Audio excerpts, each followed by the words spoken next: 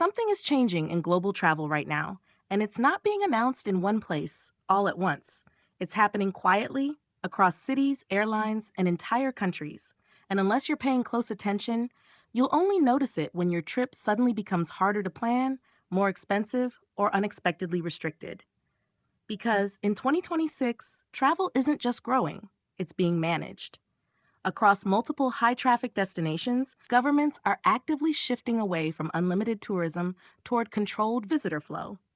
This isn't about shutting borders, it's about regulating how many people arrive, where they go, and how long they stay. Cities that once relied on volume are now prioritizing sustainability, infrastructure protection, and long term economic balance. In places like Venice, authorities have already implemented entry fees for day visitors during peak periods. The system is designed to reduce overcrowding on the busiest days while still allowing tourism to continue. Visitors are required to register in advance on certain dates, and enforcement has increased compared to previous years. This marks a shift away from spontaneous travel toward pre-planned access. A similar pattern is emerging in Barcelona, where local policies have focused on limiting short-term rentals and reducing tourist density in central districts. New regulations have targeted unlicensed accommodations, while city planning is redirecting visitors toward less congested neighborhoods. The goal is to ease pressure on housing markets and public infrastructure, which have been heavily impacted by tourism demand. Over in Amsterdam, restrictions on cruise ship arrivals and stricter controls on group tourism are part of a broader strategy to reduce crowding in the historic center.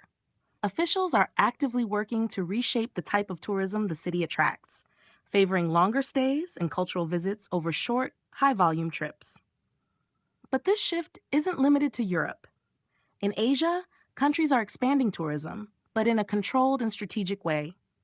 Japan has been actively promoting regional travel beyond major cities like Tokyo and Osaka. Infrastructure investments, including expanded rail access and regional airport upgrades, are designed to distribute visitors more evenly across the country. Local governments are offering incentives to attract tourists to rural and secondary destinations that historically received far less traffic. Thailand has also taken steps to manage visitor flow in environmentally sensitive areas. National parks and island destinations have introduced daily caps, timed entry systems, and seasonal closures to allow ecosystems to recover. These policies are based on measurable environmental impact, particularly in marine areas where coral reefs have shown signs of stress from overtourism. At the same time, airline pricing systems are becoming more dynamic and more complex.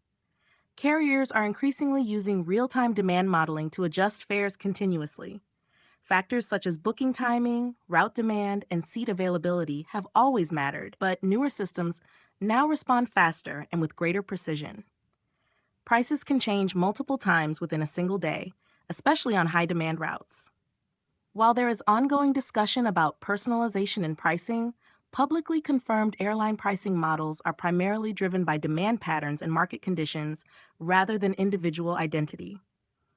Another major shift is happening in how destinations prioritize visitors. Several countries are now focusing on what's called high-value tourism. This doesn't necessarily mean luxury-only travel, but it does mean encouraging longer stays, higher local spending, and more engagement with the destination. For example, Bhutan continues to operate under a sustainable tourism model that includes a daily visitor fee. This policy is designed to limit volume while maximizing economic benefit per visitor, and it has been adjusted over time to balance accessibility with environmental and cultural preservation. Climate is also playing a measurable role in reshaping travel patterns. Southern European destinations are experiencing increasingly high summer temperatures, leading to a gradual shift in peak travel seasons. Countries like Greece and Italy are seeing more visitors choose spring and early autumn instead of peak summer months. This redistribution is already affecting pricing, availability, and tourism planning cycles. In North America, ski resorts are adapting to shorter and less predictable winter seasons. Locations across Canada and the United States are investing in artificial snow systems, diversifying into year-round tourism, and adjusting operating schedules to align with changing weather patterns. These are long-term infrastructure decisions based on consistent climate data trends. Cruise travel is also being reshaped. Several port cities have introduced limits on the number of ships allowed per day or per week.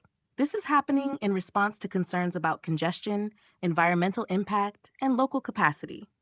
As a result, cruise lines are adjusting itineraries, adding smaller ports and less traditional destinations that can accommodate growth without overwhelming infrastructure.